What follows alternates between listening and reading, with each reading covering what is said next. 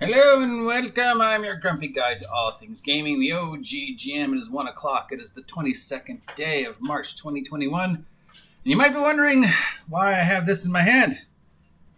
I don't know. Oh wait, yes I do. We're talking about the OSR.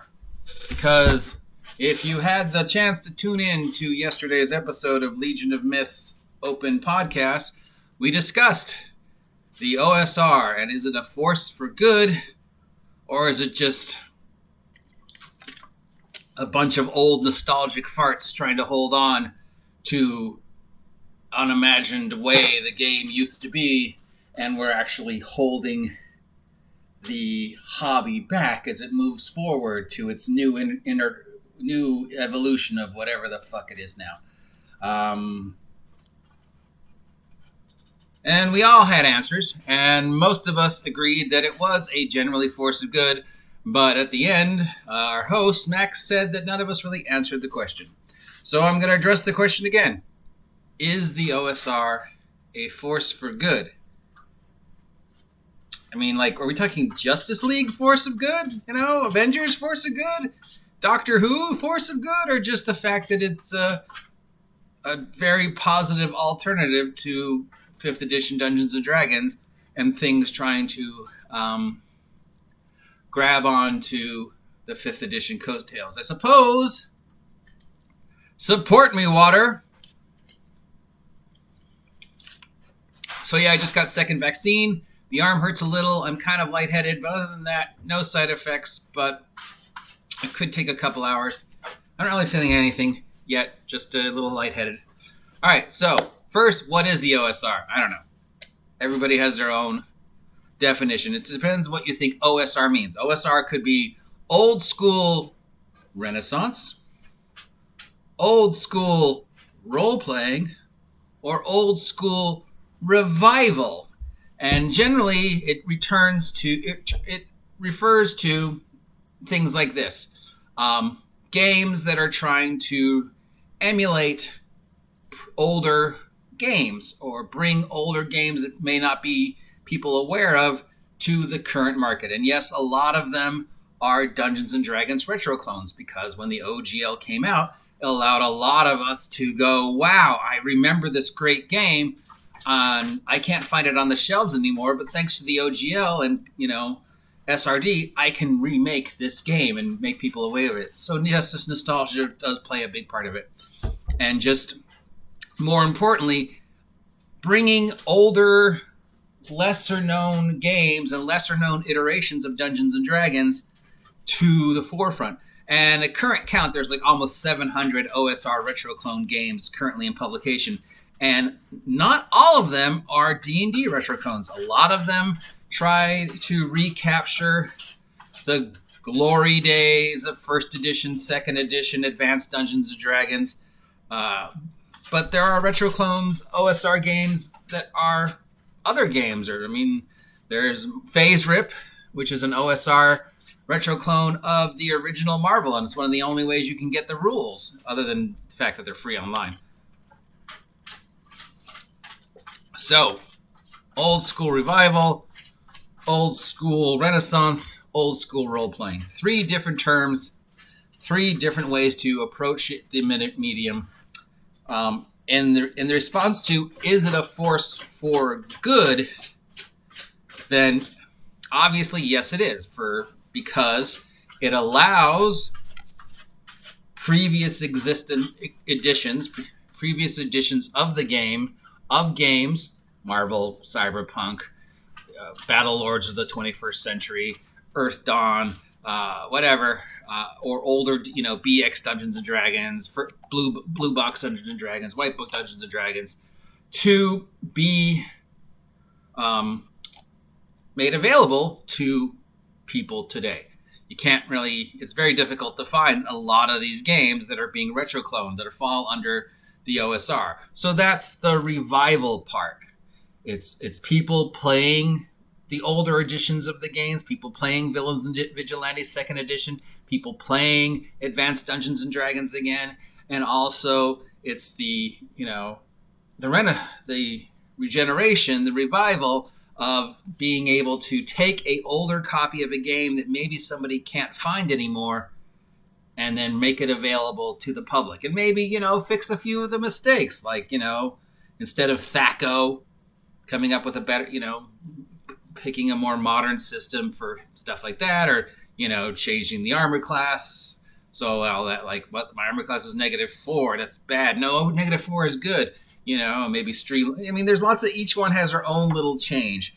And people would ask, well, why are there so many different versions of, basically Dungeons & Dragons 2nd edition, Dungeons & Dragons 1st edition? Because there's a lot that basically do the exact same thing, try and recapture the older editions of D&D. And that's because A, there's like 11 versions of D&D, so everybody's trying to recapture that.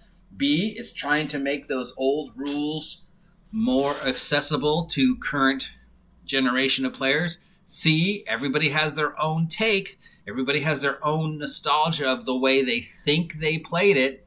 And then when they are upscaling it, upselling it to current 2020, 2021 mindset, they might look at it, this version, and go, yeah, but I think I can do better. And because I can, thanks to the OGL and the open license and stuff like that, they might release a game that's very similar, but they might have changed a few things, either because they remember it a different way or because they just have their own take on it that might be unique, and young minds, fresh ideas, whatever. So that's part of why the OSR is such a force of good. And the other, the Renaissance aspect of the force of good is that it allows small independent publishers to make games available that either emulate Dungeons & Dragons or emulate D20 fantasy, or just generally emulate older games, but, make original games and allow them to small press publish. I mean, thanks to the interweb, thanks to pay on demand, thanks to Lulu and Drive-Thru and GM's Guild and Open Market and blogs and whatever, pretty much anybody and their dog can publish their version of Dungeons & Dragons, as long as they don't use the copyrighted terms. Or, Traveler, or Palladium, or Earth Dawn, or Call of Cthulhu, or whatever, because you can't copyright the actual rules. You can only copyright words. So it allows small press publishers to make stuff available that they couldn't not normally make available because, Hasbro controls Dungeons & Dragons, and it's, it's very hard to break past those, the top two without some big something sponsoring you. But small press, and yes, for every one of these that is a piece of gold and really well written and really well edited and really well play tested, sure, there's a ton of crap out there that nobody, because it lets you. Open source lets you just put it out whether you bother to edit it or not. There should be something. There should be a bar. But we know there's not. But when has there ever been? When has there ever been? People have always found a way to make their ideas available, whether they are well thought out or not, edited and play tested or not. I mean, how is the internet web any different than zines or any other iteration of free press? As long as there's free press, as long as there's an ability for people to make things available, they will find ways to make things available to the general public, even if only one person picks it up. And if they don't edit it and spell check it, oh well, at least they put it out there. And you never know. One of those could grow up to become the next Mutants and Masterminds 3rd edition. So, we just don't know. So that's the Renaissance aspect of OSR. And again, that's a force of good because it's making older titles and obscure titles and small press titles available to you and me. And that's good. You can vote with your wallet and you can see that there are options available to you. And now we get to the third definition, old school role-playing. As if a style of role-playing existed then that doesn't exist now, and now there's a style of role-playing that's completely different than the way we role-played then. And that one I'm not going to touch. I could touch it. I already have touched it. I recently had a debate with somebody who believed that 5th edition was the only system that allowed them to roleplay their character the way they wanted. And of course, there's the certain green-haired,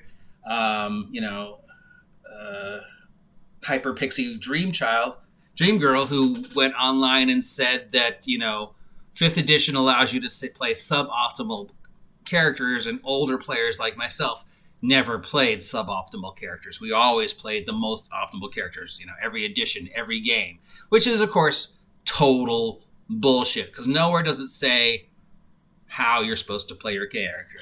And, you can choose to role play your character whatever way you want. And as for suboptimal versus optimal, that's a completely different argument that I'm not going to touch. But there is some,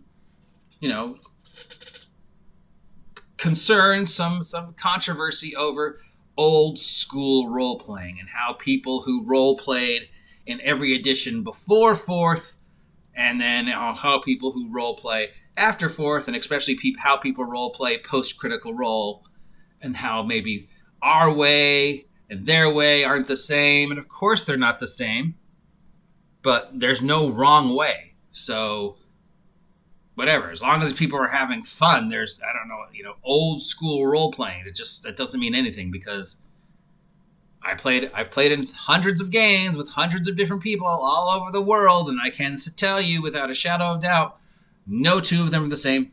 And for every power gamer, min-maxer, Timmy, there has been a Chad, or there has been a, people who just play, I've got a 6 strength, I'm going to play a 6 strength, and I'm going to role play the hell out of it and see how long I can keep that character alive.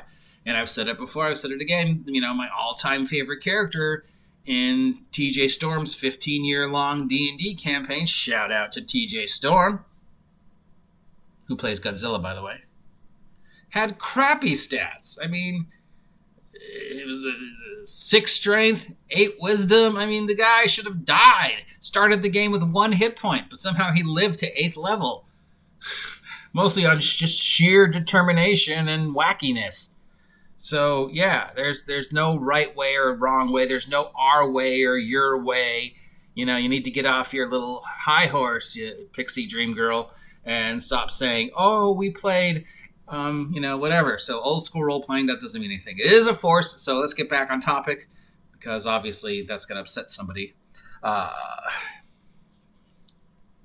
OSR is a force of good because, as I said, it enables us to look at the past of the game and make those games available to people today and show them that there are other options besides just D&D. And then there is a multitude of ways to look at the game and do the game, and multitude of games that are out there that do stuff, And if you just give games like, the OSR a try and take a break from D&D and say, okay, let's play Golden Glory, or let's play Creeks and Crawdads, or let's play Boot Hill, or let's play Villains and Vigilantes. You don't know, because everybody I know who, takes a break from 5th edition and tries the OSR or the OSC or Dungeon Crawl Classic or Tales from the Loop or Villains and Vigilantes or whatever, has a great time.